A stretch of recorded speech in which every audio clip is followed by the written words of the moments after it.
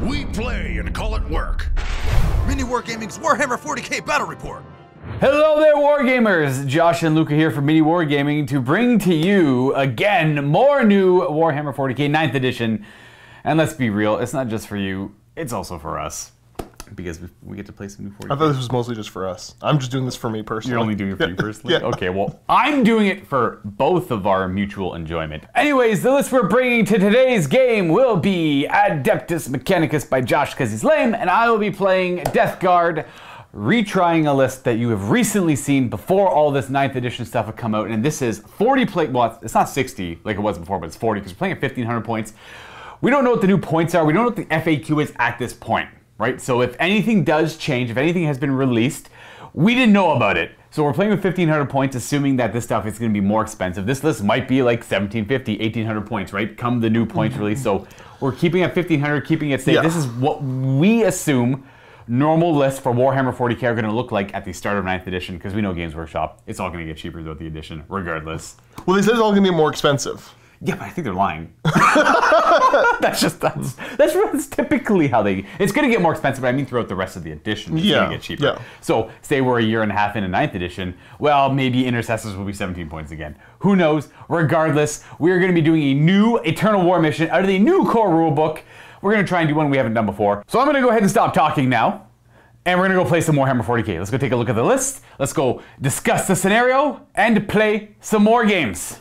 Here we have my Death Guard list. Now, technically, I will be running one of the Plague companies, Mortarian's Anvil, mostly because I like one of the stratagems that has access to, which is one that allows infantry to heroically intervene as if it was a character. So that's only really going to work for these 3 squads here, mostly for the two big Plague Marine squads. Now, what I am trying to go for here is a Plague weapon Arch-Contaminator type of build. Now, a lot of you have done stuff like this in the past. I have tried this once before. I played against Steve's Orcs, and I had so much fun. I absolutely had to try it again before I start going to my more typical Death Guard. This is not my typical Death Guard list, by the way. And there's also another thing I don't like about it. It's not completely WYSIWYG, which is what you see is what you get. I always say the acronym, but then I realize maybe not everyone knows what that is. But, you know, maybe the more I say it, the more people will know what it is, and then I won't have to explain it every time. Anyways, enough of wasting your time. I have a battalion because that's what this all kind of fit into. Obviously, with 9th edition, it doesn't matter if you're a battalion, brigade, or patrol. At this point level, we are playing with 12 command points, which is awesome. Something to consider. I want to kind of put this information out there to anyone who might not realize this, but if you play custodians or you play very elite armies, such as Death Guard in a very elite fashion, and you don't want to be bogged down by a lot of troop choices, consider bringing a patrol. If your army fits into that, you still get 12 command points, and you don't have to pay as heavy of a troop tax. Anyways, to the game, or to the current game going on. Leading this force, we have a Demon Prince. This is my typical Demon Prince. He has double Malefic Talons. He is going to have the really good Death Guard relic, the Suppurating Plate, gives him a 2-up save, and he passes off mortal wounds in the fight phase if he does make saves in the fight phase. Now, he will be my Warlord. He's going to have Revoltingly Resilient, which gives his Disgusting Resilient roll +1 to succeed, unless it's from a mortal wound. Then it's still the old 5-up.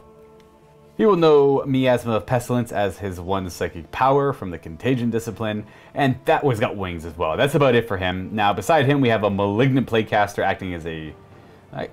not a second in command in this case, but he will be a support psyker. He is going to know Blades of Putrefaction and Putrescent Vitality as his 2 psychic powers. He's got his Corrupted Staff there, Bolt Pistol, all that good stuff. Now, I'm not taking the Worm Spitter because I don't have 3 squads of Plague Marines. I don't quite need it in this build, and it didn't actually work for me last time I played with it. But one day it will when I'm playing with more points, I suspect. In this case, don't need it, not bringing it. Moving on to troops to fill out this battalion, 10 Poxwalkers, because I do want something to hang out in the back behind line of sight near an objective to score me points throughout the game, because I do not want to commit these very large, very expensive squads of Plague Marines in staying back. I want them moving forward every turn, relentlessly shooting down my opponent, if possible. Now, the main difference between these 2 squads is this one is kitted out with bolt guns and is more focused on range. This one has all close combat weapons. This one is much more expensive, so I'm putting a lot more value in them, but they will kill anything they touch if they can get there.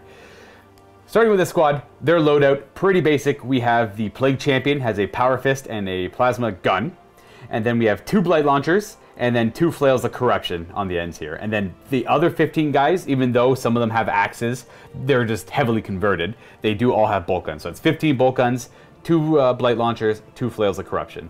Corruption flails? It's one of the 2. I think it's corruption flail. But, where's it? It's a flail. We're just going to say flail. Now, this squad over here is pretty basic. There are a few models that aren't what you see is what you get, so you can see a couple plasma guns in the back, and there is a few guys with bolt guns and close combat weapons. But mostly, and importantly, it's these guys here who have the proper war gear. Now, the Plague Champion has a power fist and a plasma pistol in this squad. We have 2 maces of contagion with bubonic axes, and 2 flails on the ends here. And then the other 15 guys are all equipped the same to keep it simple. They have an axe. They have the axe they swap out for the bolt gun. So no bolt guns, and 15 axes, no bolt guns, 15 bolt guns, no axes. Support characters in the back, we have a biologist putrefier who is going to help augment blight grenades, which should be a pretty big deal in this game, assuming I can get close enough to use them. And then, of course, a tallyman. Now, this tallyman will be acting as a second in command. I am going to spend one of my 12 command points on a new stratagem from War of the Spider called Plague Chosen, which allows me to give another character a Warlord trait, and he is a Warlord for the purpose of having that Warlord trait.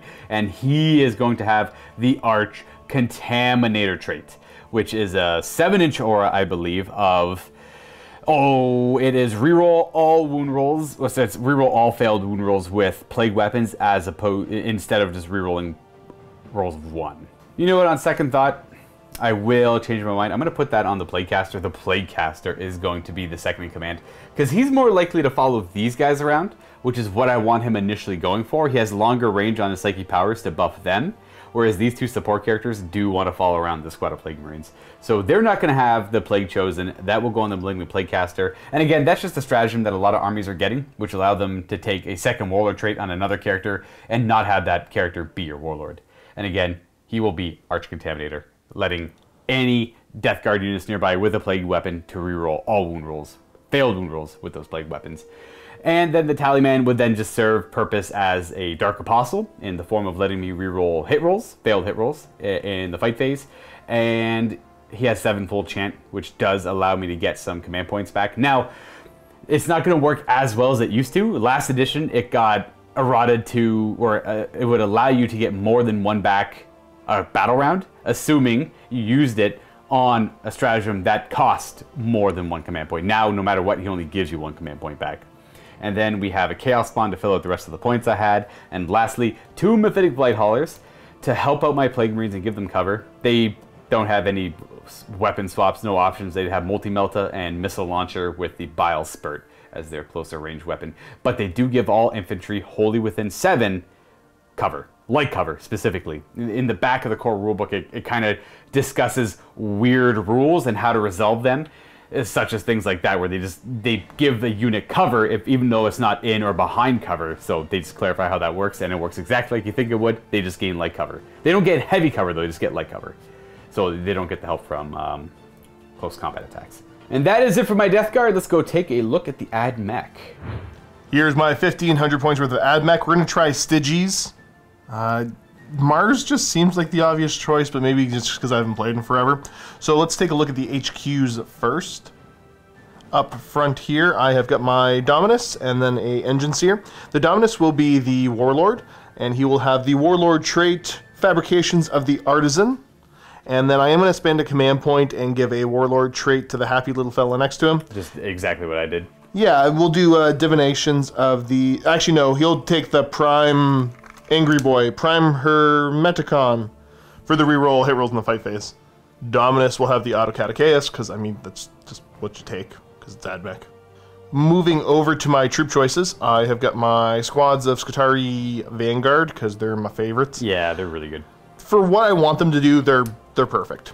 But I also did take a healthy squad of KATAPHRON Destroyers with Heavy Grav and Phosphor. That's a whole big 1 5-man squad? That's one big 5-man squad. Yeah, they're 3-man normally, so. Over to elite choices. I took Fulgurite ELECTRO-PRIESTS. I found 19, so I took 19. You hit the points for 19. Not quite 20, though. Was there 20 models? I couldn't find the 20th, so I didn't try to make points for them. Oh, wow, okay. And way over on the other side, just to make life a little bit more difficult, I have got the Datasmith. And, of course, behind him, robots, because, well, I gotta shoot stuff. And they're all Phosphor. Yeah, all phosphor. There are ways to run them in close combat that seems decent, but not today. Well, we also get to show off the new, them being vehicles, they can shoot their heavy phosphor blasters in fight while engaged now. While engaged, they can shoot them while engaged, which is nice, and also they don't take the penalty for moving and shooting them anymore, which is amazing. Which is amazing. That was one of the biggest weaknesses. They only hit on 4s. Yeah, they're 4s base. Yeah. So when they shoot them in the fight phase while engaged, is 5s to hit, and now they don't have to hit on 5s while they move. Correct. We got the 2 Dune Crawlers behind them with the neutron lasers. Do you have 2 stubbers or just the one that comes with the neutron laser? Just the one. We only brought ammo for the one. Gotcha. Okay, you had the 2, but you can't load it up. Gotcha, gotcha. And last but not least, 2 ARCHAEOPTERs. I'm never going to get the name right. They're the bombers. These are the bombing ones.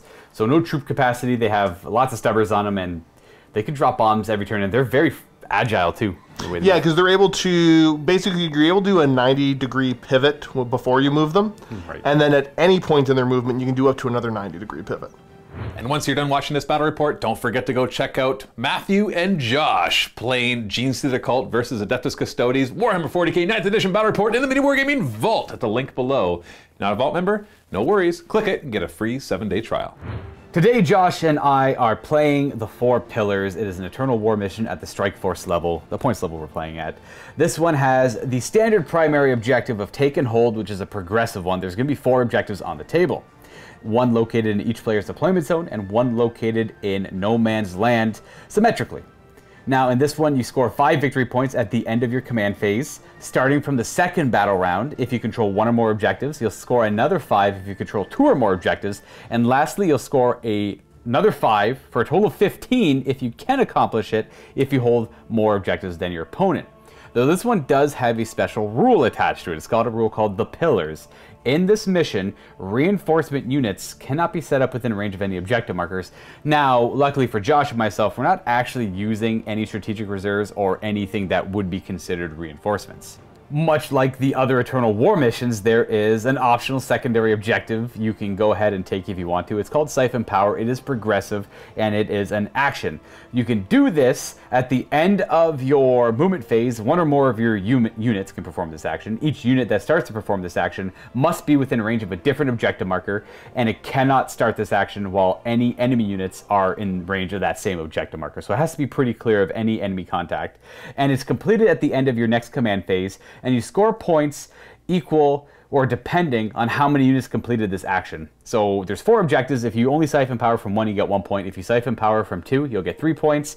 If you siphon from 3, 6, 4 will be 10. And again, it being a secondary objective, you can only ever gain 15 victory points from it. And this is something you would swap out from the generic secondary objectives. Okay, so looking at my secondaries, Luke and I both picked them, ready to reveal our secondary objectives to each other. I didn't know what to do, so I'm going to try something different. I went with Raise the Banners High, because I figure, you know, I'm going to be going to try to take these objectives. I've got small units to try to do that with. I will also be trying Engage on all fronts, because again, table quarters, I'm going to different table quarters. That makes sense to me. And I also did the Siphon Power, which is another action. Which is the secondary from the actual mission. Correct, yeah. So that means, so there's 2 different ones that are actions, but the idea is that, you know, I'm probably going to be trying to throw units on those objectives to take them. And Luka can either come after the stuff of mine that's going to do a lot of damage, or he can try to prevent me from doing those.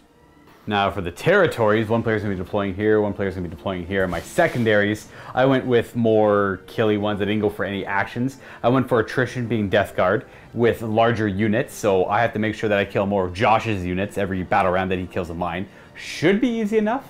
I also did Bring It Down, which is 1 against monsters. I get 2 points for every monster model I kill. So the large squad of Castellan robots, if I kill all of them, would give me 8 points. Monster or vehicle, right? Monster or vehicle. You're right. Monster or vehicle. And then he also has other vehicles. He's got the 2 flyers and the 2 Dune Crawlers. And lastly, I went for Line Breaker, because I'm going to be pushing into his territory anyways. I figured I might as well get points for it. And I do have a lot of smaller units that are going to be trying to do that. So for as long as I have 2 units wholly within Josh's deployment zone, I believe at the end of my turn, or at the battle round, I will gain... I think it's the end of the turn. End of the turn, I get 4 victory points for that one. And that's what I'm going to be going for. A lot more of an aggressive push from the Death Guard. And for this terrain here, if you're curious, a lot of it is from GameMat.eu. In fact, it is all quite literally from GameMat.eu GameMat.eu. If you want to check out, they have obviously the 3D terrain, and the battle mat is from there too. It's double-sided. It's got like a Doom-esque side on the. It's very colorful, very red, very scary on the other side. Well, minus the like very minor amount of Games Workshop Sector Mechanica stuff I kind of threw on the table just to give it height. I don't know. It's not really important. I just felt like I wanted tall things.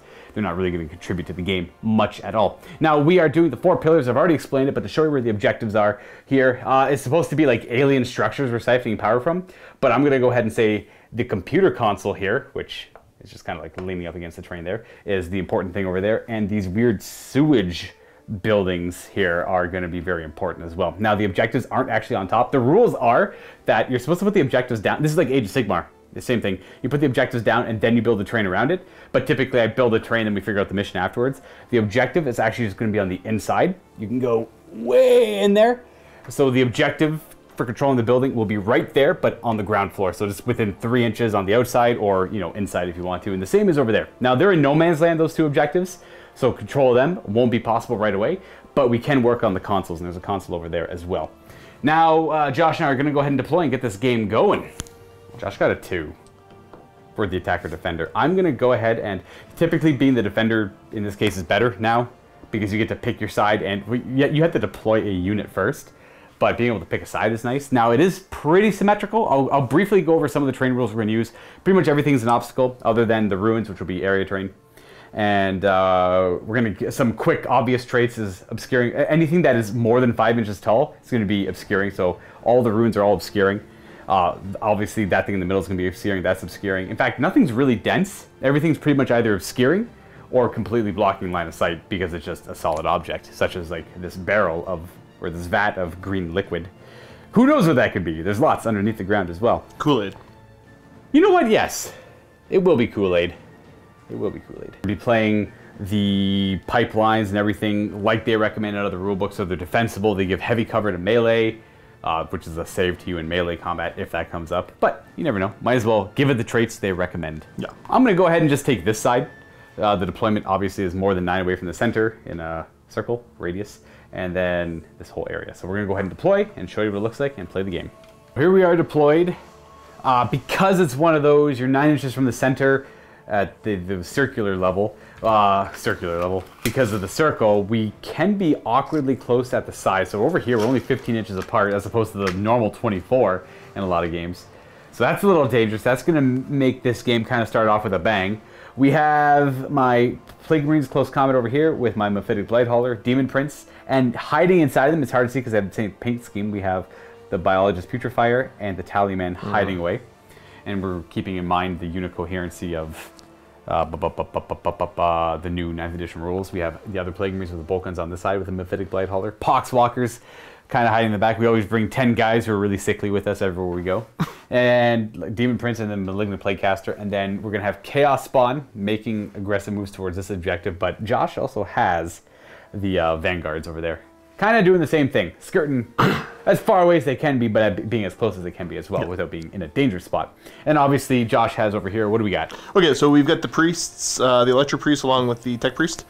I've got 2 units of Vanguard here. Like you said, the other one is over here. And then there's one back here in my home objective. I lost them for a second. 2 ARCHAEOPTERs just in play to just fly up and get in the way. Yeah, in position. I've got robots over here with the Kataphrons close by. And then my Dominus, as well as my 2 Doomcrawlers. All right, now it's just a straight up roll off to see who gets to go first here. No bonuses or anything like that. Still don't know how I feel about this. I like it, maybe I don't. It doesn't really matter if there's no season initiative. I like that. There'd be no point to have a season initiative. The winner gets to decide who goes first. 4 versus a 3. So it's me who decides to go first, and me being Death Guard, I do have a few psychic powers and everything I do need to go off, so I will be taking the first turn. And who knows, maybe I'll get lucky, maybe I'll make a charge and then just get obliterated by all the shooting. That will be followed up. So it'll be Death Guard, turn 1. Now before I do my turn proper, Josh does have some pre-battle abilities to do. This is things you do after you determine who goes first, such as the Stygies rule, which allows your units to do 9-inch moves. I can't remember what it's called though. I think it's Clandestine Infiltration. That actually sounds familiar, so you're probably right. So what do we do here? Okay, obviously the ploy was to go first and move forward. Naturally. I could move these guys back in a more defensive position. They're still going to take a ton of shots. And you know what? They're there. Deal with them. Go ahead. I do. You put them there. I do have to deal with them. So, yeah, not ideal, but whatever. I wanted to try and see if I get it to work. It didn't work. So they moved up still. And then I also moved a unit of Vanguard here, closer to the objectives, as well as the unit of Vanguard over here. Right, and that was 3 command points to do that, in addition to the 1 to make that guy have a Warlord trait. So correct, yeah. Josh is down to 8. And now we're going to go on my turn proper. Where at the start, or in my command phase, I get a command point, putting me back up to 12, because I spent 1 earlier. And that is pretty much it. We don't score these objectives until the second battle round at the end of the command phase. So we're going to go right on to movement. I also need to canticle. Oh, yes, you should probably I will be choosing... I actually forgot to pick which one is going to get replaced. We'll do the morale one gets replaced with the Styges one, whatever it is. Okay. I'll just take the bonus strength. Is that the Styges one? No. Okay, what is the Styges one? The Styges one is I can fall back and still shoot at -1 to hit. Oh, cool. So it's the Ultramarine thing. Gotcha. Yeah. Works. We're going to be aggressive over here. We're going to move this MYPHITIC Blight Hauler 10. We're going to go to there with him. And then we're going to move all the Plague Marines up there 5 inches to follow behind. That's where they end up moving up. We made room for the Tallyman, who then just moved forward to take up that gap. We are going to advance the Biologist Putrefier, though. He's going to go an extra 5 inches. With that move, he's going to end up about here. Up and around. Because these guys do plan on charging this turn, so they're all going to be kind of exploding out that direction. The Poxwalker is going to stay still for sure. And then over to here. We are going to be reserved. We're going to move this stuff out. Yeah, we're going to move all this out 5 inches, but we're not going to advance anything. So I'll show you where it ends up. I do want to keep the Blight Hauler within, just moving 5 as well, so they all stay within 7, wholly within 7. That's where they all end up. The Malignant Plaguecaster just followed behind as well. Not in the safest position, but he's not in the worst position. He does have cover from that. They're all still wholly within 7. Now, the big obscuring pieces of terrain in the middle do prevent a lot of my fire, so I'm going to have to end up bullying smaller units, but hey, at least I'll be shooting at something. The Demon Prince is a pretty easy choice. He's just going to fly over the building and end up about here. Just on the other side of this. Or he'll go hug it right directly. Bond's going to go ahead and advance and move 7 plus 6, 13-inch move. So it's going to be an 11-inch move after going up and over this. We're going to end that move about here. In the movement phase, we are going to use Cloud of Flies as a stratagem on this squad here. Okay. The Plague Marines. So they can't get shot at unless they're the nearest enemy target. Which means like characters can still block that and all that stuff. So we're going to hope that this guy gets a little bit further forward and absorbs some of the fire before they start taking heavy fire. And that's 1 command point. I do have 7-fold chance, so on an exact roll of 7, I get it back. I don't. And that only works on Death Guard stratagem, so if I use the command point reroll or Insane Bravery, I don't get to use that here. Mostly saying that to remind myself. Now for the Psychic phase, we're going to go with the Demon Prince, and he's going to go and attempt to cast Miasma of Pestilence. He will get it with an 8. I'm going to choose this Blight Hauler, and I can see him on a line like this. Make sure I move that way. So he's going to be -1 hit until my next Psychic phase. Hopefully that helps me out a little bit. And then from there, the Malignant Plaguecaster over here is going to go ahead and cast Blades of Putrefaction. Bam! We get it with an 8. So what this does is it gives me +1 to wound in the fight phase. And in addition to that, if I'm attacking with a Plague Weapon, if I roll a 7 or more to wound, it does a mortal wound in addition to its normal damage. That's obviously going to go on them, because that's not going to affect them at all. I mean, they do have Plague Knives, but they're the close combat guys. And then his last power is going to be Putrescent Vitality. This increases a unit's strength and toughness by 1 on a 6. That's a 3. Depending on how, like, I do need durability. So I think, you know what, I'll command point reroll that. And again, with the new rule for that, I have to reroll both dice, the whole result. And I get it with a 9. So that is also going to go on this unit, I believe, because they are going to be a major threat, I think, coming, assuming I make my charges and everything. So I do go down to the command point, though. That will conclude my Psychic phase. I'm going to go on to the shooting phase. These guys don't really, I have a plasma pistol, so I will shoot my plasma pistol over here, I suppose. Sure, we'll shoot a plasma pistol into the ELECTRO-PRIESTS. Hopefully I don't kill a guy. Hopefully I do want to kill a guy. Oh, whatever. I am not going to, they're not negative to hit, are they? Not unless you're more than 12 away, which you're not. Right, that's true. Now, there is something to be said about plasma. It does look like it's going to be unmodified hit rolls. So don't just do it unmodified. Yeah, I think we're going to be playing it unmodified until that is clarified. Should have been that way all the time. It should have always been that way. So we're going to shoot it. They're T3, aren't they? I'm not going to supercharge it. I know the 2 damage will help against the 5 up to shrug off damage, but I'm not too concerned about it. We hit, and we wound on it 2. We do wound. That's going to be a 5 up invulnerable save. And it's only 1 damage because I didn't put 5 up to ignore. That's 3. I kill 1 guy. I didn't put the juice into it, but I still got him. We'll kill this guy. Over there. Okay, so that is it for all of this shooting. Well, that's not true. I got this guy to fire with. But I'll think about you later. I don't know who I want you to fire at. I'm going to come over to here. I'm going to fire the MYPHITIC Blight Hauler over here first, the Demon Engine. He's going to put the Crack Missile and a Multi-Melta into your ARCHAEOPTER. Why not? See if he can do any damage. And then if he does, I'll decide what to do to the Plague Marines after that. Now, I am negative. This is where the new rules will kick in a little bit. The Stygies trait. Well, it depends on which one you want to choose. One of these traits doesn't work. The Stygies trait or the Supersonic trait. Which one do you want? We'll say the Supersonic trait doesn't work. Not that we have to declare which one doesn't work, but again, you can only ever modify a die roll by 1, positive or negative, no more than that. So the Multi-Melta hits on a 5. Nice. See, that would have been hitting on a 6. So that does help there, and this wounds on a 3. It does wound as well. That's -4.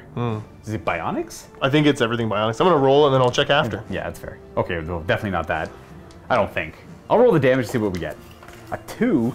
Well, how many wounds do they have? 10? 10. Well, anyways. Yeah, there's no invuln on the flyer. I guess it's mostly the things on foot.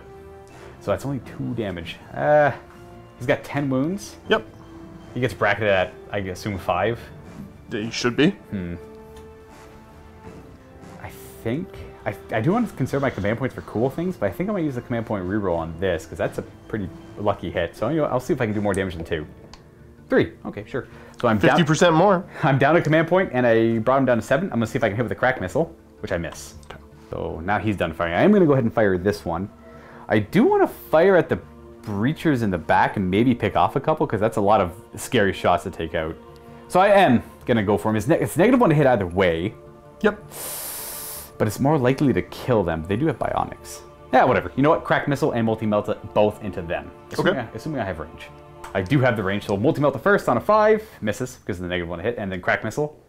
Reroll nothing, because the Demon Prince is too far away. So they both miss, doesn't matter what I fired at. And, oh, sorry, I had to fire all his weapons. His Bile Spurt is in range to fire at them, so I do have to fire at them. D3 shots. 2 shots, hitting on 4s. Okay, double 1. There you go. And also, Josh and I just kind of discussed this, thought about it now. This thing is not breachable. So you can't go inside of it unless you're going in from the back. I think that's a little, because I got one myself over there, Josh has one over here. Now for the Plague Marines. I think I want to try and take out that flyer, so I am going to fire everything into the ARCHAEOPTER. And we're going to see how that goes for me. Now I am going to spend a command point on a certain stratagem called X. Virulent rounds. I'm not going to go ahead and do relentless volleys. Not yet. It's a little too pricey and I don't think I need it. At least I'm hoping I don't need it. Virulent rounds changes their bolt weapons into plague weapons, and they're near the Arch-Contaminator. So they get to reroll all wound rolls with them.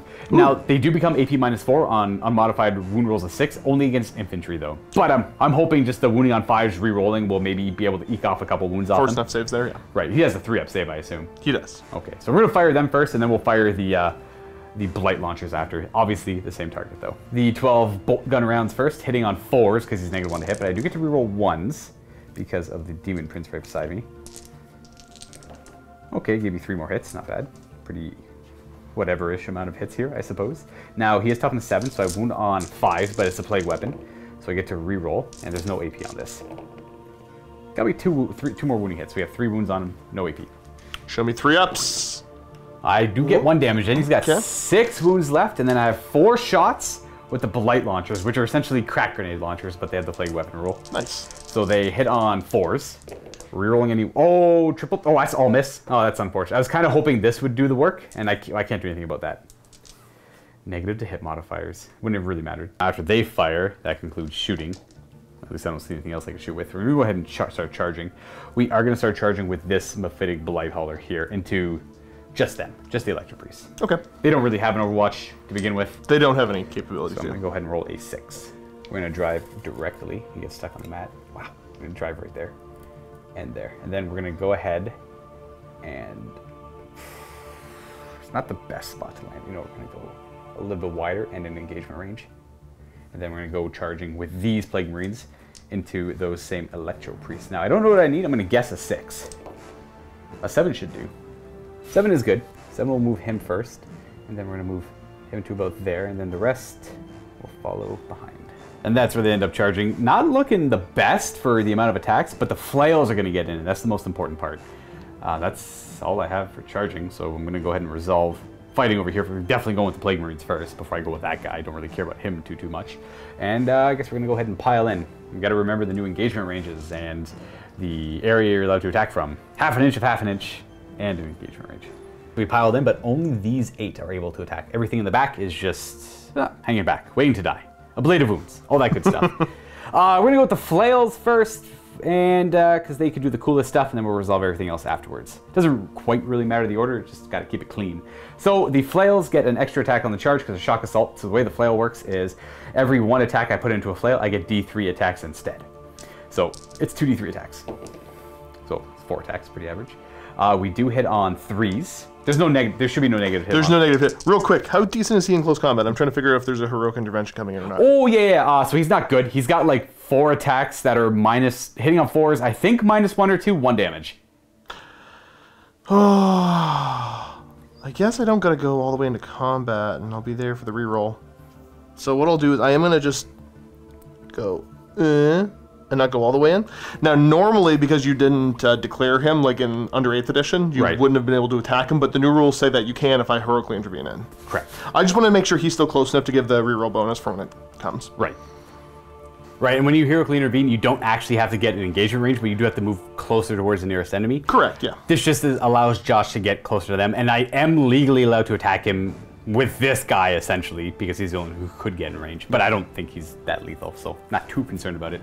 Now we're gonna go ahead with the flails. I hit on 3s. Haha, I get to re-roll failed hit rolls because of the talisman within 7 inches. And 6s are good because that's Death to the False Emperor. They have the Imperium keyword. That means I get an extra attack on my profile to put into the weapon, which is D3 more attacks, which is 3 more attacks. Am I attacking? Why am I not attacking with both flails? This is only one of the flails. So you know what? I got 3 more attacks. These hit on 3s, so that one misses, and then obviously Death of the False Emperor can't keep triggering off itself. So that's one of the flails hits. I'm just gonna go ahead and do the other one because I don't know why I forgot about him. He has 5 attacks, and these hit on 3s, re-rolling. Re-rolling for the Talisman, getting another 6 for an extra D3 attacks, 3 more attacks. 3s to hit, re-roll for Talisman, don't need it, so these are all the hits. Now these are strength, I believe 7 with +1 to wound, that doesn't matter. Well, it does for the mortal wounds. Essentially, I wound on 2s, and they have plague weapons, so I get to re-roll 1s, if I can pick up all these dice. 2s to wound, re-rolling any 1s, and I'm looking for 6s, I don't see any 6s. So I don't do any mortal wounds, but these are all invulnerable saves and 2 damage each. Now the caveat, the special rule to the flail is damage, this thing does spill over. Ooh. So it's got the Age of Sigmar spillover rule. So each one of these are 2 damage. How many total? Oh, that is going to be 5, 10, 14. 14 5-ups. Make 2. 2 of them. Fantastic. So that's 24 damage. So I'm going to just roll this twice, looking for 5s to ignore. Right, and it doesn't matter per model thing because it's all damage spillover. Because of the spillover, yeah. That's actually kind of handy. Well, it makes this easier for you, but it's not ideal at this. That's a pretty good amount of saves. So you saved how many lives? There's 5 there. So far we're losing, that's 4. We're losing 7. Yeah, so 7 guys are dead so far. Ooh. 8, 9, 10, 11, 12, 13, 14, 15, 16, so there's 17. 2 guys left, and I got a few more weapons to attack with. As always, as I say, the flails are a bit much. They're very good against Imperium specifically, but luckily most armies in the game are Imperium. Yes. Or most everyone in the world plays Imperium. So we'll do the Power Fist, I suppose. He's a champion, he has 2 attacks, but +1 for a shock assault. Hitting on 4s because it's -1 to hit. And the Talisman does say reroll failed hit rolls, so those don't get to be rerolled yet. In the future, I assume so. It's not a plague weapon, I don't get to reroll that. The Maces of Contagion have 3 attacks each. Yeah, so I'm gonna go 4s to hit because they're -1 to hit, rerolling 1s and 2s. Stop rolling 3s, guys, please. And these wound on 2s, because they are strength 5, 6, yeah, I'm strength 6 with this. So I have 3 wounding hits. The AP doesn't matter, so 5 up invuln, but these are 3 damage each. They're Thunder Hammers, essentially. Okay, and then does the first guy live? First guy, does he live? Oh, close. Almost. Second guy? And he is wiped. Yeah. All right, so that is the squad done. Josh definitely is super happy playing 300 points down right now. I don't mind it, actually. He doesn't mind. He doesn't mind. We're joking off camera. We've had a couple chuckles about this. So I am going to... I have to be very careful how I consolidate because I need him to be the closest target to as much of the firepower as I can. Yeah. So we are going to consolidate these dudes up here, and at the same time, I also want to get them wholly within 7 of him. So I don't know if that's going to be possible. I'm going to see if I can do that, and if I can, then I'm probably not going to pile in and fight with him. So they all consolidate to there, and then I checked to see if they're wholly within 7. I had about half an inch to play with, so I did pile in a little bit with him, but I stayed out of engagement range. Just to get him a little bit. This is where the finer measurements really matter with like units like this. And that is it for my turn. I only killed 1 unit, so if you're able to kill 2 units, I don't get attrition. You don't have enough really easy to kill units, so you're probably gonna get attrition. I guess we'll see. We will see. I did a little bit of damage to him. I was hopeful to kill him. I didn't. Yeah. And I guess that's, yeah, there's no morale to speak of, right? No, you killed everything. I killed everything. Okay, so it's going to be turn 2, or turn 1 for the Ad Mech. Josh is going to be going up to 9 command points in his command phase, and no scoring for the primary objective in this first battle round yet. I forgot, when I went to do the virulent rounds, the stratagem, I forgot to roll for the 7-fold chant. I did get it back. So that just doesn't cost me a command point when I went to go use it. Yeah, that made them plague weapons. I'll allow it. Okay, so I gotta activate 2 of my auras for my fabrications of the Artisan Warlord. He's gonna go exquisite calibration, so any models within 6 of him that shoot, if I'm shooting half range of their weapons, I get a bonus AP. Okay, cool. That's actually really good on these extremely long range weapons. And then up here, divinations of the Magos, I will be selecting the Overload Safeguards, which is models within 6. If they score an unmodified hit roll of 6, it's an additional hit when I shoot you. Okay. Movement, we're going to start with an advance here. They go an extra 1. Good job, boys. That's not what I needed you to do. Is that just 7?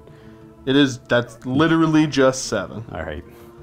Hey, they're skirting around. We're doing a weird dance around this objective over here. Get to it eventually. Yeah, we'll get there one day. Should have brought the transport flyer. After that, he will be doing a big old pivot, and then flying straight across and pivoting again when I get there.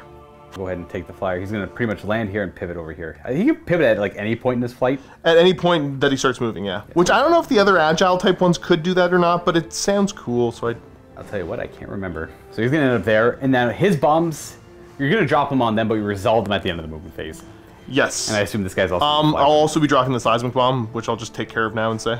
Right, so that's a command point to hinder them. Did you forget about it? Yeah, I had forgotten about it. Oh, I'm sorry. That's okay. Well, I just killed a giant squad of guys, but now I think they're actually out of the game now. This guy is going to basically pivot a little bit, fly straight ahead into the gap between the buildings there, and then pivot again. He's going to fly over here. So he's going to be looking kind of like this. Hello. And then, yeah, he's going to be dropping bombs over there as well, I assume. He's going to advance. He must leave. I'm leaving now. Okay, yeah, that's fair. He's going to run all the way back to the line there. And that was any 6s to hit count as an additional hit? Yes. All right. Vanguard on this objective here are going to shuffle over. Still in range to hold it and to probably raise the banner. Over here, this unit of Vanguard going to advance an extra 3. Yeah. I'm going to go 8. A little jealous I don't have all these little units in my list to go for these objectives. It's going to be an issue. These guys are going to advance as well. Okay, good job. Okay. All right. Just go back here. Acting as a second unit to go for this objective. Nice. I think I'm just going to, like, for once, I'm going to move the robots without just immediately putting them into the other protocol. Just so they can shoot over I guess I'll double check, but I think I can do it at the start of any phase, so I guess I could just do it in the shooting phase anyways. Oh, okay. I'm kind of lame. Yeah, Kastelan robots are kind of lame. They're anti-fun. Hello! Yeah, that's not great. He's going to make sure he's within 6 of everyone. You're just going to shift a wee bit. Do the Doom Crawlers need to move? Actually, you know what? Yeah, these guys are going to push up ever so slightly. Do they want to get in half range so they can get bonuses to their shots? Bonus AP is nice, but it's also pushing the Doom Crawlers into his bubble. Ah, right. Yeah. Everybody's bubble. Many bubbles. Look at this parking lot we got here. Now we're at the end of the movement phase. It's time to bomb these guys. So you get to roll up to 10 dice because I have 20 models. Yes. And then it's going to be 20 dice essentially, and every 4 up is a mortal wound to my Plague Marines as the bombs come a drop. And this is just the first 10. Pretty good roll. Okay. Everything's a 3 up and then only 2 fails. Sure, that's fine. And then the second one, so that's 8. Okay, that's still average-ish. A little down by 1, but that's exactly average. That is 13 mortal wounds. 5 up, disgusting resilience. Now there is a, oh nice, made a bunch of those. Made 5, so I do lose 8 Marines though, which kind of sucks. Anyways, there is a new stratagem that would make this work on a 4, but that's only in the fighting and shooting phase, so not here. A part of me wants to lose the Mesa Contagion, just so if I lose like these 8 here, I might be... I gotta double check. I might be out of line of sight if I can lose all the 8 over here. The building might protect. I don't think it will. I'd have to lose 3 more guys to be able to pull that off. I'd have to lose this whole row of guys too. So these 8 are gonna die. Ooh, that's not good. That's a bad morale check for me. Continuing on, end of the movement stuff I got to take care of is we're going to raise the banners high on both of these 2 objectives. Which are your secondaries. That's my secondary. So in my command phases, I'll start getting points, and at the end of the game, if you haven't lowered my banners. Yeah, if I haven't lowered your flags. So pretty much he's claiming them as his own. 1 point every command phase, like Josh said, and the only way I can stop that is, obviously, I can't interrupt the action because, I mean, I could if there's weird circumstances, but the action is complete at the end of Josh's turn. Yeah. It's not the next turn, it's this turn. So he's going to get the banners up this turn, and I can stop it by gaining control of the objective at any point afterwards. But I have to wrestle it from his troops. On a shooting now, I am going to pop the stratagem where they're all going to be getting +1 to hit. Okay. Because they're close to each other. And I'm also going to be popping the stratagem for the... I can't remember the name of it right now. It's a weird Ad Mech. It's one of the old doctrines, basically. So he'll be a total of +2 to hit. Right. Which will allow me to cancel out that, but still get +1 to hit. Yeah, and then the other stratagem Josh is talking about is destroyers and Castellan robots being near each other. They both get +1 to hit. Yes. And then that will bring Josh down to 5 command points spent. Where are we? We're starting with the Doomcrawler? I think we're going to start with the 1 crawler shooting into him. This is the one that's got the bonus to hit. And this is the stubber included? Stubber, I'll do the stubber now. Okay. Yeah, the stubber's going into him as well. So 2s to hit for the stubber, rerolling 1s, they all hit. Right. I got a unmodified 6, so I get to throw another die in. Oh, it just doesn't count as an automatic hit, you have to roll it? I gotta make another attack roll. Okay. Which hits. And then I think I'm like, probably 5s to wound you. Yeah. That is 2 wounding hits. Okay. And he is in half range because of the Warlord trait. There's AP on there. AP1. I double snakes. We're okay. Let's try the neutron laser then. How many shots? That's pretty good. 3. Hitting on 2s, rerolling 1s. Reroll. And strength 10, so we're going to be wounding on 3s. 2. Demon saves. Oh, well, double 1 doesn't really matter what I got there. So it's D6 damage each, minimum 3. So 6 damage. Unless you want to re-roll one of those. I mean, yeah, because it can't get worse. I'm going to re-roll this one for a command point. 2 becomes 3. All right. Disgusting Resilience says I lose 4 wounds instead of 6. So I'm down to 4 remaining wounds. There we go. We're going to try the second guy. I'm hitting on 4s, re-rolling 1s now because of the penalty. Right. No bonuses hit on him. That's a stubber. Yep. And that is a wound. And at half range, so AP1. We are not okay. And we're not resilient either. Huzzah. Oh, that's not good. I don't want to lose wounds to little stubbers. How many shots with the main gun? Big ol' zappy. 2. Okay. Okay, respectable. 4s to hit. I get to throw an extra 1 in, unmodified 6. Rerolling 1s. Okay. 2 hits. Yikes. Not good. Not liking it. 3s to wound. Nice. 1 wounding hit. Wounding hit. Okay, so demon save, which we'll make. Fine, we'll try the Dominus with the Volkite Blaster into him. Alright, we're gonna hitting on 3s, rerolling 1s. They all hit. Okay, it's just an additional hit. I thought it was an additional attack roll. Right. Yeah, you're right. I don't know why, because I think I played it proper the first time I played this. So yeah, the 6s count as 2 hits there, so just 4 hits. Okay, I don't know what this does. Okay, so I'm wounding you on, what's your toughness, 7? 7, yeah. Okay, so looking for 5. 6s do a mortal wound in addition, but nothing. The Vanguard gonna shoot at him. I'll hit you on 5s. Wait, it should only be 3s? 4s? Oh, actually, yeah, I'll go to 4s because I can't get the... I'm only -1 to hit too, so... Well, because they advanced. Interesting. Yeah, so they can just kind of advance freely and shoot at the -1 to hit guy. Oh, let's see if this works. 4s! Get him. Okay, it's gonna be 6s to wound, but 6s are also 2 damage. Stupid radium guns. Let's see 2 beards, just to raise my spirits. 1 beard. 1, okay. Okay, no AP on that. No. I don't have any cover. He doesn't give himself cover. He is okay. You know what? I'm incredibly frustrated, and I can't help it. So what we're going to do is put all of the shooting from the Kataphrons into him. Okay, so the big old grav guns. He's not within the half range for the better AP. Wait, what's the AP on the main? Oh, it's AP3, it so doesn't matter. Yeah, Okay, so yeah, good call. We just do them all at the same time. Good call. It's going right to my demon save.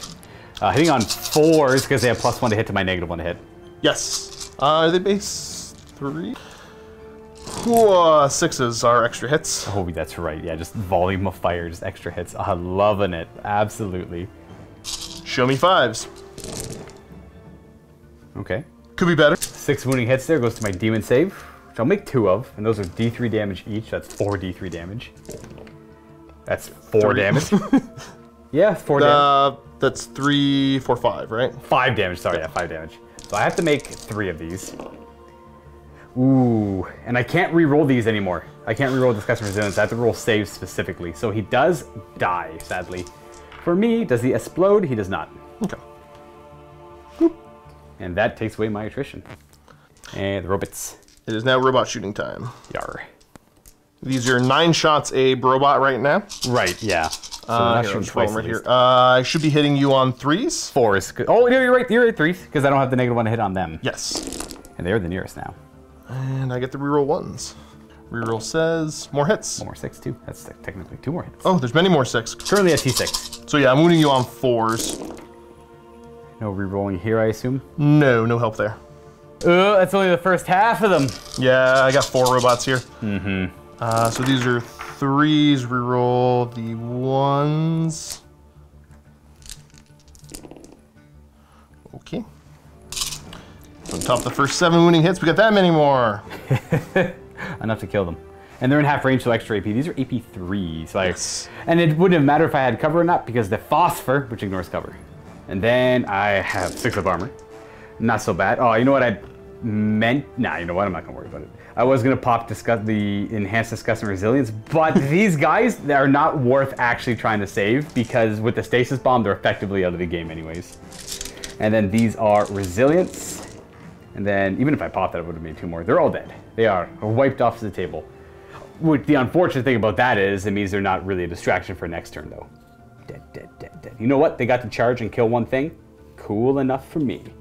That's all cleared up. We still have a bit more shooting to resolve. We have the Vanguard Rangers over there. And the Archaeopters. And the little flyers. Hitting your guys. No bonuses on them? No bonuses on them. Just looking for 4s? Yeah, because they advanced. That's an exceptional roll, though. And then 5s. Yes, sir. And 6s are really, well, 6s are better. We got 5 wounds, 2 6s though. Those are 2 damage each. Yes. Do the 6s first. I do have cover because of the Blight Hauler. I do roll a 1 though, so I need to do a double Disgusting Resilience. He almost makes it, though he does go down. And then the other 3 1 damage saves, which I will fail 1 of those. Resilience doesn't help, so I do lose 2 guys to that shot. I guess we'll just take the guys from the back because they're not really doing much. And Archaeopter in the back will start off shooting into the POXWALKERs. Yes, excellent target. Though they're immune to morale, so you do have to kill them to a man, but it's a good time to start. Yeah. Looking for 3s to hit you. 4s to wound, or sorry, 3s to wound you. No cover there, just because they're not all near that thing there, so they are going to, they don't have an armor save. This is Disgusting Resilience. 4 guys die. I guess we'll just take it so they do have some cover, I suppose. Is that 3, 4? Bam. Second copter. Same as the first. Gonna hit you on 3s. He's a little closer, so he hits a little bit better, I guess. 3s to wound you. These guys will have cover because they're near that obstacle there. It's a 6-up save. Surprisingly, I make 3 of them. They have a 7-up save that goes to a 6-up with the cover, light cover. And then Resilience doesn't really help too much on the return there, though, but I will have a couple of guys left. I guess we'll just leave you guys there. And that is going to be it for shooting. No charges, no fighting.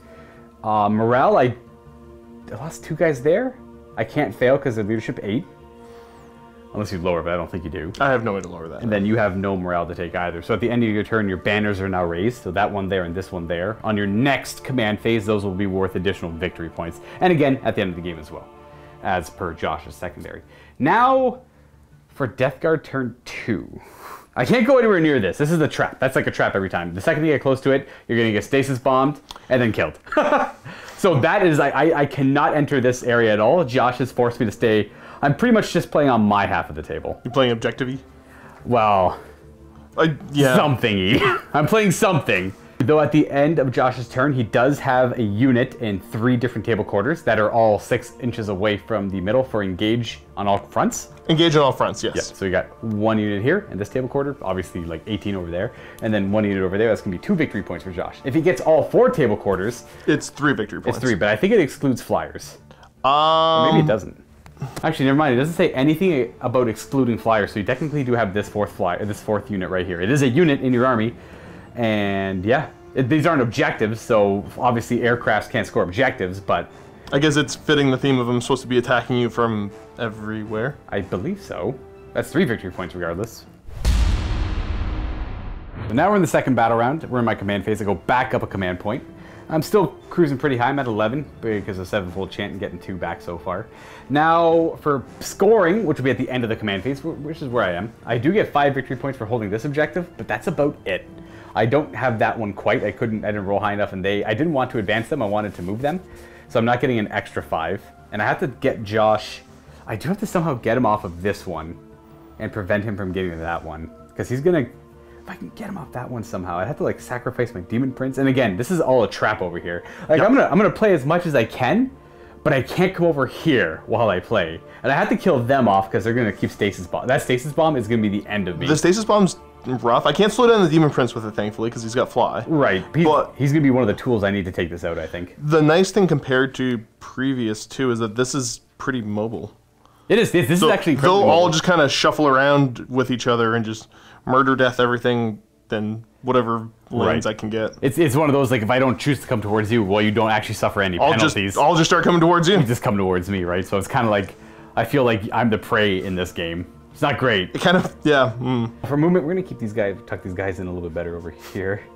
I think, yeah. You know what? I don't know if that's actually safe or not, but we're gonna, we're gonna commit to this. We'll go there. And then we're gonna have, I suppose, a tally man move about there, stay outside of that engagement ring, and then we're gonna have the biologist putrefier kind of move up and throw some flak grenades. I do want this objective, so the chaos spawn is gonna go right there, though he's not really protected in any way, shape, or form, and I can't quite make it around to go for them. So no, these guys are troop too. So I know, yeah. Okay. I have to kill them, but I also have to try and secure this objective. I was thinking about going up and around, but his move would take me there. Unless I advance him, then he can go to here on a 1, just because he would then clear it. And then if I rolled well enough, I could end up over here. But then I'm still in sight to get shot at. I'm in sight to get shot at either way. I wonder, you know what? I guess I'll advance him. Advancing him, 1. So he'd end up like right, you know what, whatever, we'll just go there. I know I'm giving up the objective, but we'll just go here instead. Demon Prince is gonna be very aggressive. He is going to fly here. Full move. MYPHITIC Blight Hauler is going to move and end about there. And then the Plague Marines move to follow with the Malignant Plague Caster, trying to use the middle here to protect me from that onslaught for now. And then we're gonna go on to Psychic phase, I suppose. The Demon Prince is gonna go ahead and cast the Miasma of Pestilence on him. Ooh, I could smite though. Not too, like, see, my plan is for him to charge over here, but hopefully roll high on his charge and end up on the other side, or like end up over here, then consolidate over here and hide behind this and be a threat for later on. Be sneaky. So I would need to kind of kill him. So I guess, you know what, I'm gonna smite. Just to try and guarantee the kill. Good enough. Good enough. So D3 mortal wounds to plane and sky. 3. He goes down to 3. Gonna just move that for you. Where that 3 is. Thanks, friendo. Pretty free. And then we're gonna go with the Plague Caster. And because these are aircraft, they do not get to benefit from the obscuring trait. They are visible to all. I mean, as long as I can actually see them, which I can, obviously. Oh, yeah. I can see his wing and all that good stuff. So he is gonna go ahead and do Smite, first and foremost. Aha! He will get it with a 6, which is all I needed. And another 3 mortal wounds to that flyer. And then for a second psychic power, he's gonna go ahead and cast, I guess I'll do Putrescent Vitality, because Blades of Putrefaction is not going to help too much. So, oh, got it with the Perils. I'm just gonna keep the Perils, I think. Don't feel like using a reroll. I mean, I have so many command points. I'm going to, I'll just take the D3 mortal wounds. I will take 2 mortal wounds, and I have Resilience. I take 2. I have, I believe, 2 remaining wounds. And then they go up a strength and toughness. Unfortunately, the plane is about 8 inches away, so Pestilential Fallout won't do a mortal wound to him. I'm gonna go down to 2 remaining wounds. That will conclude the psychic phase. I'm going to go on to the shoosting phase. We're going to start with these guys that are going to be throwing grenades now. I believe I know that guy is definitely within 6, but let's see if the, what's his name there, the tallyman is. They are indeed both in range, so I'm going to start with him throwing his own built-in hyper-light grenades, which is what they're called, D6 shots. It's going to be 5 shots, hitting on 4s because of -1 to hit. 4s to hit, rerolling any 1s. 6s don't do anything fancy yet. These are strength 4, so these are 5s to wound that are plague weapons. And 6s are good. We don't get to reroll any of that because we are too far away from the plague caster, I believe. Yeah, I'm about 8.5 inches away, so I don't get to reroll those. That is 1 2 damage save, no AP though. No AP, so I get a 3-up save. And I do nothing. Now the other guy's gonna throw a grenade. Now he is in range of the ARCHAEOPTER. 6 attacks. Nice.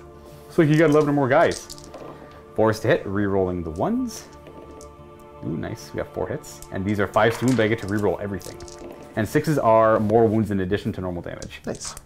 So I do just 1 mortal wound and 2 saves. 2 saves, either 2 damage apiece though? Correct.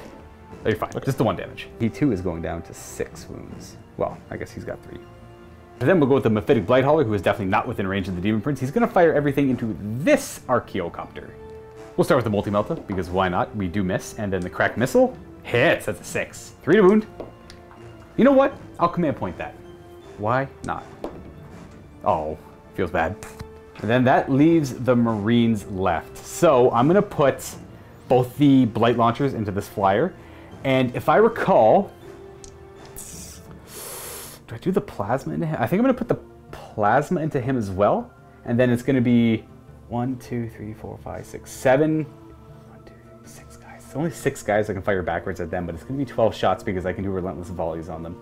So we are going to do virulent rounds to make all their bolt guns plague weapons, and we're going to do relentless volleys for another 2 command points. So that's 3 command points in total to make their bolt guns rapid fire 2 instead of rapid fire 1. And we are in the second battle round, so rolling for virulent rounds. It's the Death Guard stratagem. I get it back on a 7, and the other one, get back on a 7. I don't. So I'm going to put the Blight Launcher.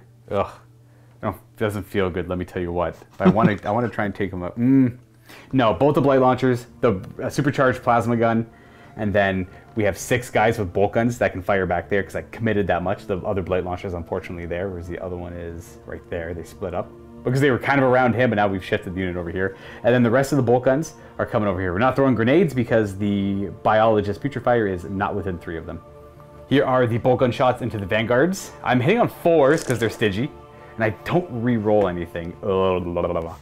It makes me feel like I wish I kept my Demon Prince nearby, but I needed to be aggressive, so I am unfortunately not going to be getting them yet. And then these wound on 3s, re-rolling everything. So it's 3 wounding hits, no AP. Okay, I got a 4-up save. I killed 2. Yep. Oh, it's something. Killed 2. And then the rest of the bolt guns at them, at this flyer. Forgot about Shroud Psalm, which is the canticle we called. And 1 guy lives, that's pretty much it. Now, that means these guys are gonna have cover too. So, no, I think this is the right amount of call. Yeah, so it was the right splitting them with Shroud Psalm. So the rest of the bolt guns over here, I lost 2 of them out of 15 and I just shot 6. So I had 13 left, shot 6 of them. So that means I have 7 left firing to this guy, which is going to be 28 shots because of rapid fire 2. The rest of the bolt guns on 4s because it is a flyer, re-rolling nothing. Not a bad shot though. These are 5s to wound, re-rolling everything because they are plague weapons near an ARCHAEOPTER. And I'm now just remembering the 6s to wound would be extra AP against infantry. I'm curious if I rolled any 6s against the Scutarii Vanguard. So that's going to be 5, 6, 11 wounding hits against the flyer. 2 up though, Shroud Psalm. I do 2 damage, not bad. So that brings them down to 4, and I'm going to shoot the plasma next, and then the Blight Launchers. And then we'll go check to see if I maybe killed one if I rolled a 6. Blight Launchers hit on 4s, no re-rolling. Oh, 1 hit. Wounding on a 5, re-rolling though. We do have a wound at AP 2. So it's a 4-up. He makes it. And then the supercharged plasma, again, we're playing it unmodified 1s only. So we have 1 hit. And wounding on a 3 because it's strength 8. That does wound. 5-up save? No. No, I think there's a 6. Oh, it's a 5-up, you're right. Yep. So he goes down to 2? Almost got him. Not quite. So over here, I actually did roll 2 6s against them, which is AP 4 against their 3-up save. And we'll just say Josh made the 1 save. Keep it clean. So I do end up killing 2 of them. which is fine. The virulent rounds help me out a little bit there.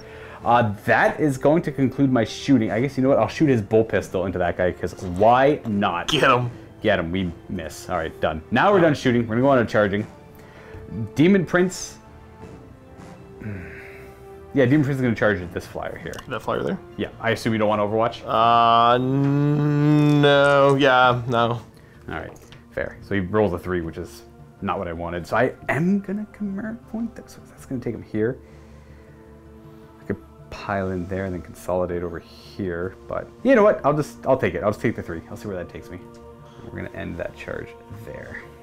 And I think that's my only charge because he's too high in the sky. They may throw blight grenades like superstars, but they can't jump that high. All right, it's time to give you the hands. We're gonna fast hands. We're gonna pile in a little bit first, though. Oh, the wings. We're gonna go here with that pile in. Getting a little bit, whatever. Let's go touch base there. So we're gonna throw 8 attacks at the flyer here, hitting on 2s, rerolling any 1s. We don't get any though, but we have a death to the false emperor. How dare you follow his creed? We hit. 4 is to wound. We have 3 wounding hits. Not ideal. Let me consider. Do I reroll 1 here? You have a 5-up save. You're going to make 1 of them. You should die on average, so I'm not going to reroll it. Now you're going to make 2 of them and make me a sad panda. Oh, 5-ups. Oh, okay. Would you like to reroll 1? No. Okay. Does he crash and burn? Yes, for 1 command point. Automatic? Yep. Down he goes. You're going to try and do some more wounds to my Daemon Prince? The Daemon Prince, Machine Spirit's Revenge, yeah. He just automatically explodes. Is it just D3 mortal wounds? It's just D3, yeah. It's nothing crazy. 3 though. That's something crazy. I do have a 5-up Disgusting Resilience against that, so we'll see if I can resist any of that damage. I will ignore 2, 2, 2. So he is down to 5 remaining wounds, and I kill the flyer. And then I will consolidate this way. The nearest is over there. That's right. That was the big hiccup in my plan. Yikes.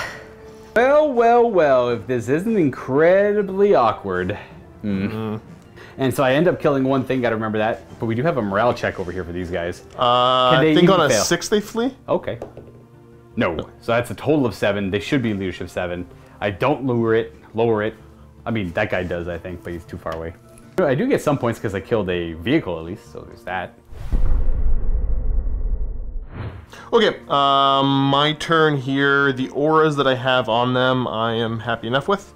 So we're not going to change anything there. I guess I should probably do the command phase stuff. Right, so you get your 4th command point. Job. Yeah, so I get my 4th command point, and also for scoring, I control 1 objective, I control 2 objective, and I control more than Luka, so that's going to give me 15. Then I've got the banners up on 2 of them, which is going to give me an additional 2, so 17 total. Right.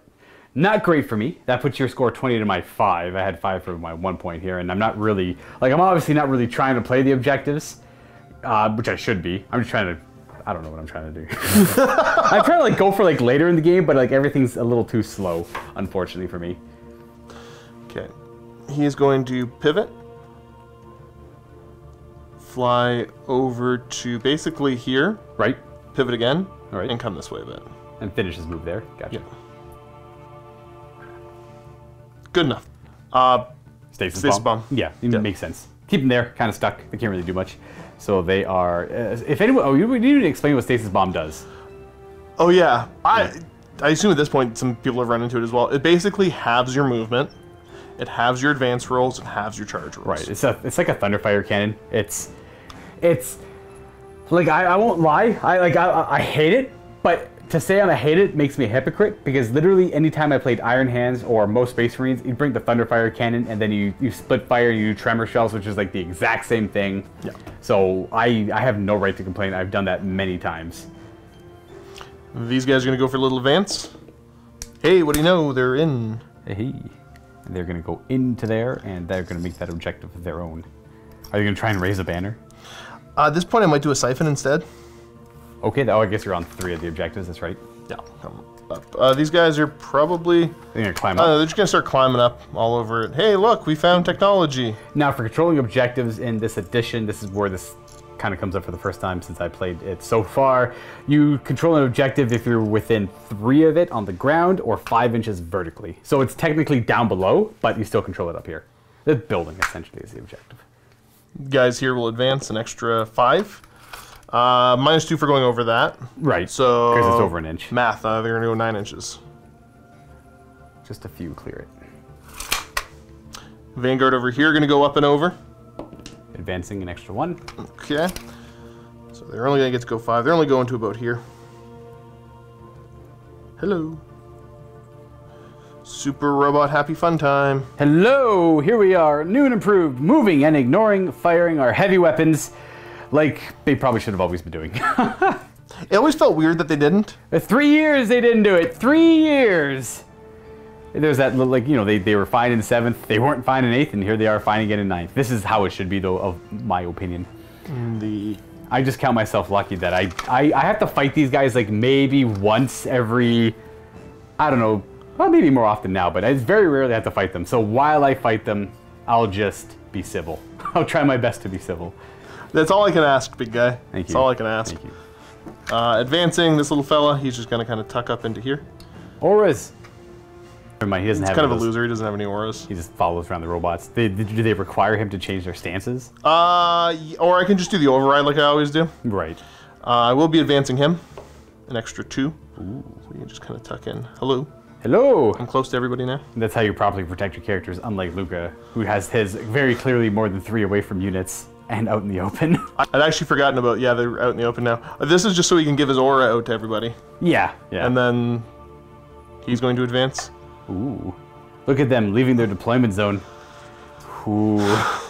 End the movement, I will start the siphoning process. Right, so this is not raising banners. These ones already have their banners raised, but now you are siphoning from these important objectives. You're siphoning sewage, Kool-Aid, siphoning Kool-Aid, and the way this works is the action is complete. So these models cannot shoot or do anything. They're out. They're out until next turn. And the data smith here is the one doing it, in case you were wondering. Oh, yeah, that makes sense. He's like the one near it. Obviously not the KASTELAN robots. That'd be ridiculous. Yeah. So, yeah, the siphoning power, the way this works is the action is complete at the end of Josh's following command phase. Yes. And that's going to be worth X amount of victory points based on how many objectives he collectively siphons, right? He gets, I think, you get, what, 6 for 3? I think 4 for 2 or 3 for 2 or something like that. For 3 of them, I get 6. Right. I know that much. I'm essentially given 1 turn to prevent him from siphoning power. At the end of the movement phase, these guys get bombed. Now, I'm hoping his bombs are weakened when he brackets, but I'm going to assume it's not.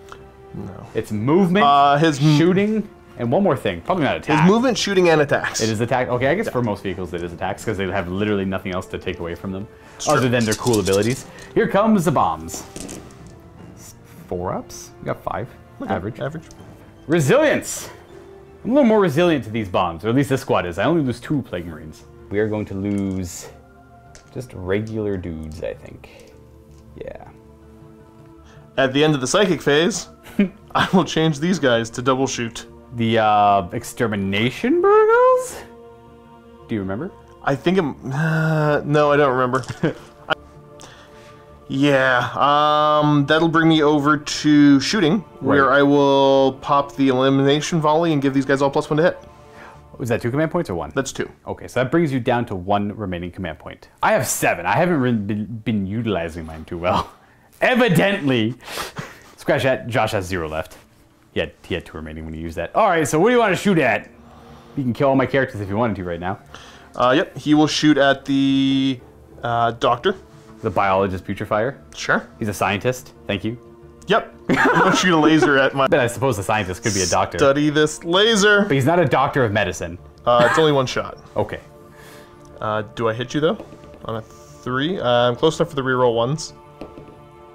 I do hit you. That's good enough. Wound you on a 2? Okay. Okay, you're fine. He just does not...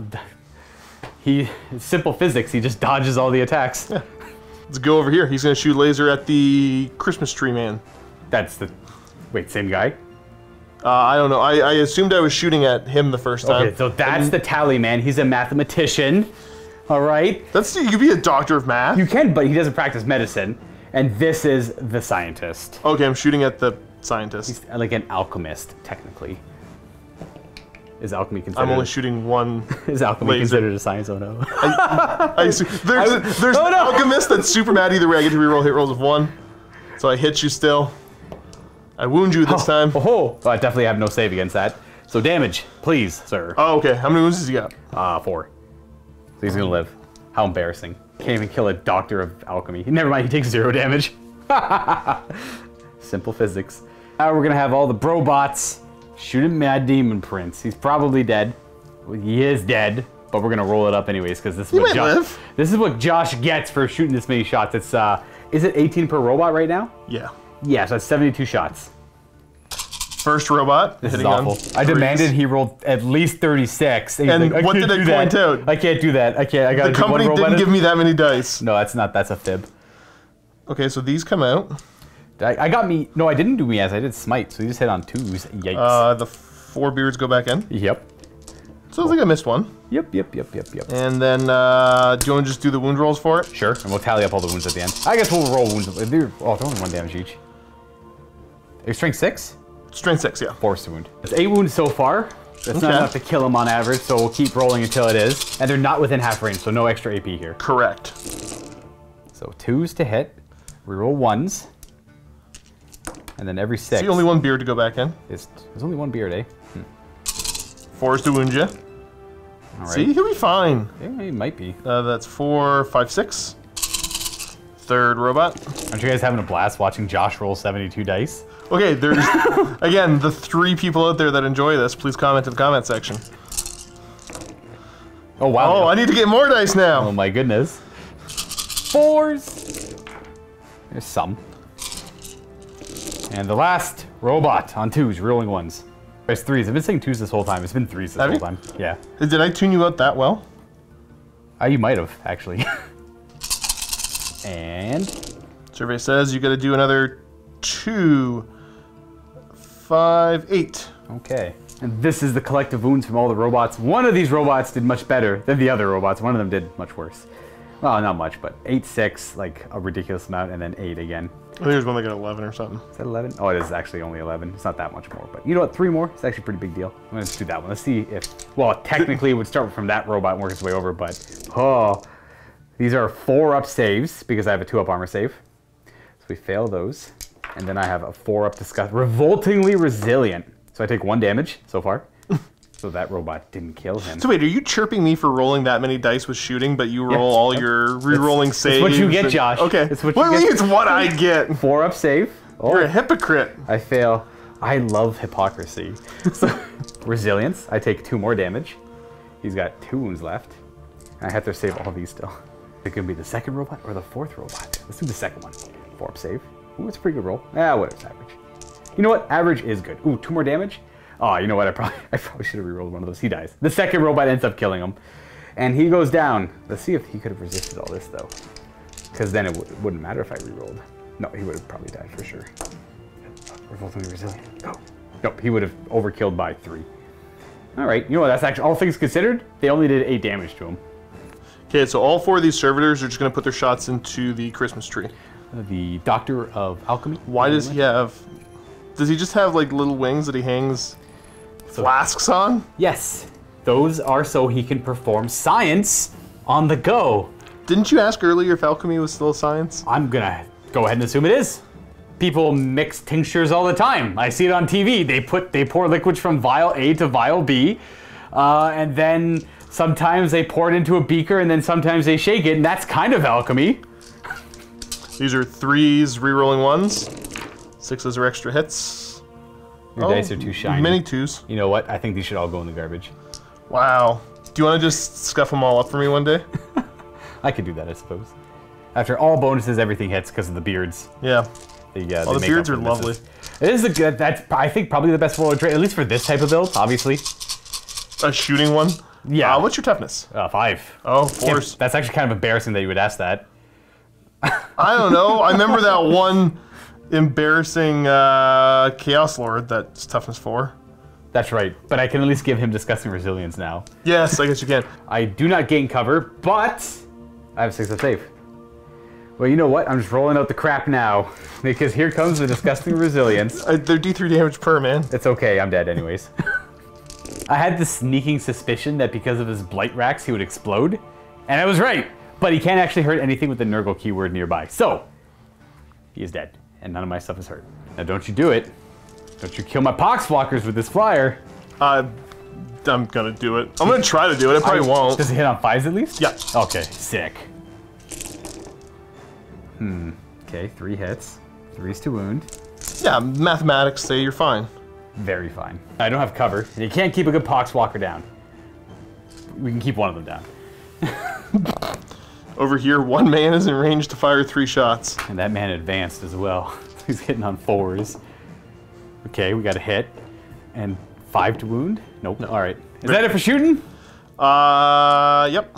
Huzzah! All right, so we got to figure out your table quarters here. You have 1, 2, 3, I believe. I think he's outside of this table quarter. I think he is, yeah. Right, he has to be wholly within it. He's going to be wholly within, yeah. So I'm only going to get the 2 points out of that. 2 points. That puts you to 22 to my 5. Turn 3 for the Death Guard. I do get a command point, putting me at a healthy 8. I got lots of command points. I get 5 victory points because I hold 1 objective. I do not hold 2 objectives, and I do not hold more than Josh, so I'm only at 10 points.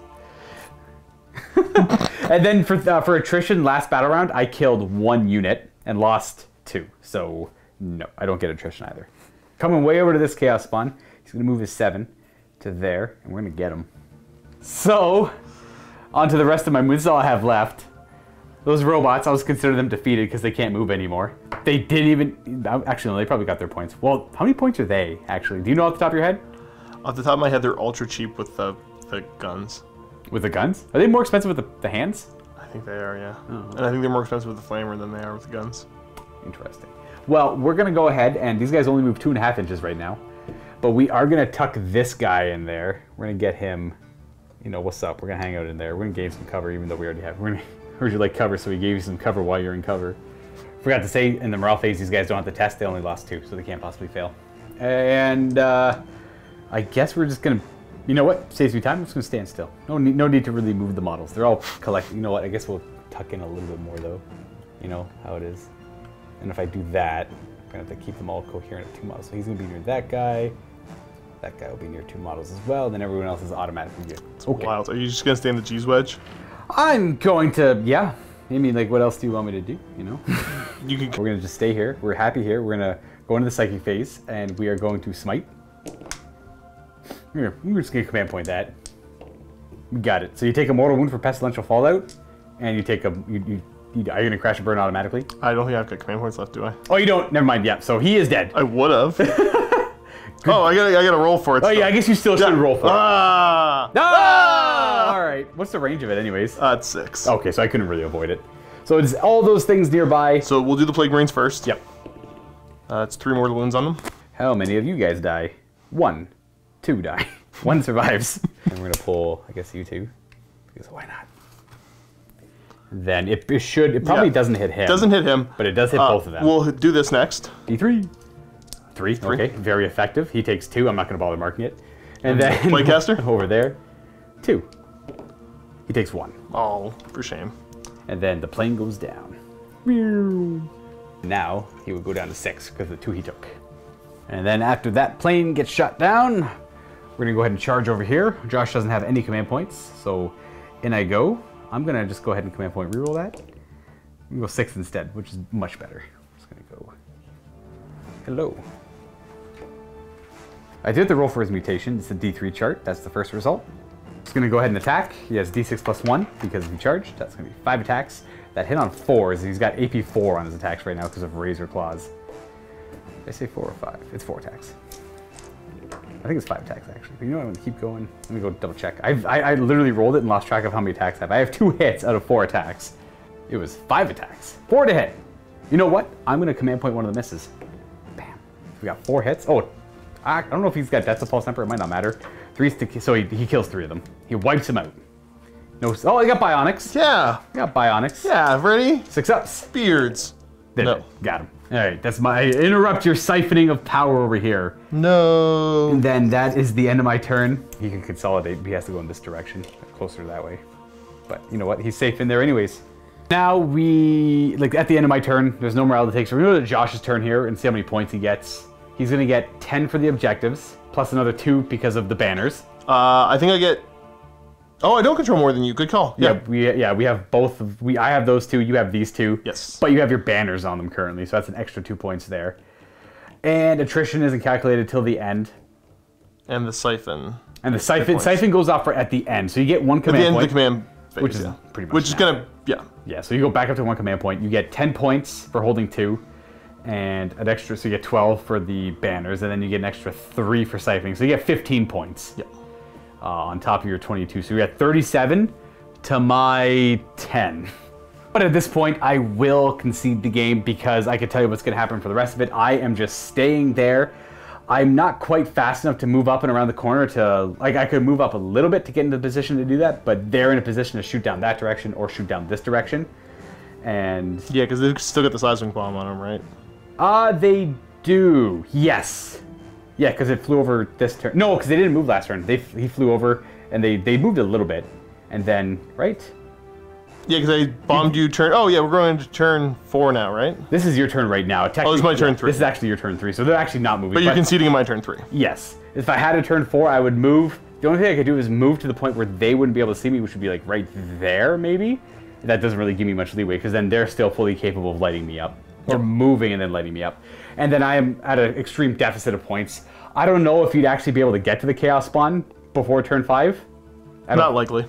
So, I mean, I would rack up points over here. I would continue gaining points, but I'd only be getting the primary objective, which would be 10 points and then 10 points. So I'd only get 10 more points. Yeah, because I mean, you'd have to kill robots and vehicles for your secondary, right? Yeah, when the game ends, I do gain 4 more points because of Bring It Down. I killed 2 of your flyers, 2 of your vehicles, which are only worth, because they're only 10 wounds, they're only worth 2 points apiece. Yeah, and these guys are each worth 2 wounds apiece. So I mean, there's 8 points there. Yeah, it's a potential 8 points, but I don't have the capability. I would need to come out and I would need to survive for a turn and then make it. I mean, no, there's no way I could. There's no way I could. I'd have to move and then charge and then somehow take them out. I mean, there's always a chance, but I mean, hypothetically, even if I wipe them all out, I'd still lose on points because of the banners that are raised. And then don't forget, Josh gets he'll get an extra 4, so 2, 4, 6 points from the banners being raised. And then I'll siphon every turn. And then you'd siphon as well every turn, because you don't care about the Vanguard or the little cybernetic data smith guy down there. Yeah. But anyways, folks, that is the end of this game. I don't know. It's just I honestly didn't play it too well. I fell into the classic trap of I was hoping that this guy would be a little bit more durable. Well, my hope was even without the stasis bomb, it didn't matter. They got wiped out. I was hoping he'd prove a little bit more durable. And Josh didn't even go into the extermination protocol, or I don't know if it's extermination protocol, but might be protector. Elimination? No, it's elimination volley is their stratagem. So they don't really stay in Aegis that long. Right. It's conqueror and protector.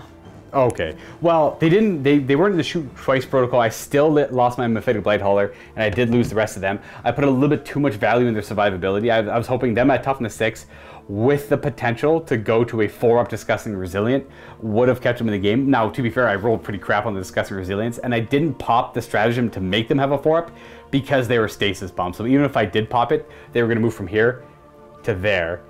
And then even if they advanced, they'd move to there, and then they just get shot up again next turn. Yeah, because everything was still further back at that point. Right. The stasis bomb, like things like stasis bomb, are meant to counter very aggressive, large Death Star units, and they do it very, very well. That's what Thunderfire cannons are for. Yeah. Stasis bombs. There's a couple of, I think there's a couple of psychic powers as well, which is it's important to have those, or else like Death Stars like that could run rampant if they had survived. You've seen how what 2 flails did to that 20-man squad. Yeah, crazy damage. Yeah, it's a crazy amount of damage. So if they had gotten in there, then that would have been bad news. They probably would have been all wiped out. Yeah, like they're T5. Who cares? I mean, you got so many bonuses. They're a 4-up armor and like 3 wounds apiece. My guys would have been all strength 6 with +1 a wound. Yeah, so you've been wounding on 2s anyways, and with all they don't have the armor to stand up to any of that. Exactly. They're kind of glass cannon, but they still do a ton of damage. They do a ton of damage, and they are at a very effective safe range too. Yeah, at I think 30-inch range. And I've done plasma cannons with them before, typically when I'm playing Ryza, more often than not. There's one other one, well, I guess technically, I was going to say you could make them safe with the elimination volley, but not if plasma, Right. On once. Because that's where they get kind of spooky, actually, because them having D6 shots with plasma cannons. Yeah. And they do have the plasma where they just die if they overheat. Yeah, that's true, yeah. So I don't know if they're going to tweak them at all, change how they work, because plasma just seems super scary. Plasma is really, especially if plasma moves in the way of just unmodified hit rolls of 1. That way you can be a little more reckless with it, and then therefore making it better. But then, of course, you can't benefit from the +1 to hit. But that was always kind of I don't think anyone really liked that. But people did it because it was good. I liked it. You liked it? Okay, fine. I played Rises sometimes. I mean, I liked it too. The only time I would ever really do is Chaos because you get prescience, +1 to hit. Okay, because I think the Ryza one, actually, the stratagem is +1 to wound and 1 extra damage. Right, but then you could just eliminate. And then, but you elimination volley on top of that. And, volley, yeah, that's right. For my list, I greatly enjoyed my list, but this is not the kind of matchup you typically want for this kind of list. This one is meant to mostly go against other elite infantry. This list I would love to try against Space Marines. I think this list would perform well against any Space Marine chapter. Now, do you think that this would do well against? Because we had this conversation before, and I feel like the Ad Mech list I took is kind of like a standard take on all comers. Yeah. This is a great utility list because it has an answer to big, scary Death Star anti-infantry. This is a very anti-infantry list, and it can do well against vehicles, though it performs a little bit better against elite infantry. And it's great against, it's got the utility of the flyers. Well, the Stasis Bomb is a nice added utility. Right. I don't know if you lack the firepower to take out hordes of little guys. Not really. It's the fact that I can split, that I have a lot of firepower with the robots. Right. But it's multiple different weapon systems. Yeah. It's not just one gun that shoots 20 times. Exactly. So if I need to split my fire amongst a million little squads, sure, no problem. That's not so bad. Yeah, these guys are great utility, just in general. Yeah. Each guy with 18 shots, each arm is, I guess, 6. Yeah, each arm is 6. The gun on the shoulder is 6. Each gun is 3. 3, but when you double it, it's 6. Yeah. Do they shoot twice, or do they just double the profile of their shots? I can't remember off the top of my head, to be perfectly honest. I think it's just double the profile. Okay. Well, that's fine. That's either way. They changed it to whatever the worst one is, I think. And if you really wanted to, I don't know if you could fit them in. I'll be honest, I don't actually like the Doom Crawlers that much. They're okay. They're not what they used to be, but I don't know, I still like them. Icarus Arrays, I think Vito's actually got the Icarus Array at home because he's painting more Ad Mech to match this scheme. Okay, yeah. So I gotta. That's not a bad weapon. I like that. You know, it's super cool. The neutron laser is awesome. It hits like a truck, but then you just have so much access to other things that are pretty good at taking out big things. It's long range, AP -4, guaranteed 3 damage. Like it's strength 10. I'm trying to think of I would love to see. I don't know what they're called, but the new jump guys with the flechette carbines. I love that unit. I would love to see that in the list. Not the sterilizers, the other ones. Not the sterilizers, you're right, but the other guys. They're new, jump. They're pretty much they're infiltrators with wings. Is what they're trying to be. Well, they've got a little bit of a feel of the what are they called? Sicarans. The Sicaran stuff, yeah. Well, folks, that is pretty much it for this game. I am going to bench this list until I get a chance to play against Space Marines. The first time I played it, it was a mechanized orc list. It performed very well, but it wasn't what I wanted to see it do. Right? I want to see it against Space Marines, and then this one I got hammered on pretty bad. Well, I'm not gonna lie, but I am gonna try out different Death Guard builds. There's a lot of new stuff you can do with War of the Spider. I just don't know what I want to do next. But if Space Marines come up, I'll probably try this one again. Hopefully you guys enjoyed the battle report. Hopefully you guys are enjoying the new 9th edition coverage with all the new Eternal War missions. Obviously I didn't do so well on this one, but I think it was kind of a nature of the list too. It's too focused on pushing in, and then Josh's list was very good at. Well, I mean, even if the deployment was different, right? Oh, I didn't mind the deployment so much. And I guess in retrospect, I was sad that the priest died, but having the priest there and forcing you to not hide behind stuff so I could shoot at you. Right, yeah. Sure. It was a good bait, that became chess, Yeah, I was like, oh, here's my queen. Oh, I took it. Checkmate, right? Yeah. Yeah, exactly. It was something like that. And I had no choice but to go for them because they would have just annihilated very volatile units fighting. It's kind of like whoever gets the charge is going to kill the other one. And yeah, because if you let me get the charge, then I would have had a 3-up invuln. Exactly. Good luck getting rid of them. Right. At that point, then they're incredibly obnoxious to deal with. So going for them was probably the right call. I was just hoping that my little structure here was a little bit more defensive, and it just turns out it couldn't stand up to the firepower that the Ad Mech were bringing to bear here. See you guys next time, and as always, happy wargaming! Ha-ha! Ha! Hey, thank you so much for watching that battle report. We have another Warhammer 40k 9th edition battle report all ready for you in the MiniWarGaming Vault. It's going to be between me playing my Genestealer cults versus Josh's Adeptus Custodes. It's an epic game. We've already filmed it, so I know how it ends. I'm not going to spoil it. It was an epically close game. back and forth throughout the whole thing. It was awesome. So go check it out at the link below in the MiniWarGaming Vault. If you're not a Vault member, you can still click the link, get a free 7-day trial, get instant access to that battle report and all the other content that's in there. Try it out, see if you like it, and hopefully you'll stick around because that is what supports us and allows us to do all of this. And if you're already a Vault member, well, we already love you. You're great. Thank you so much for your support. So I'll see you in the Vault.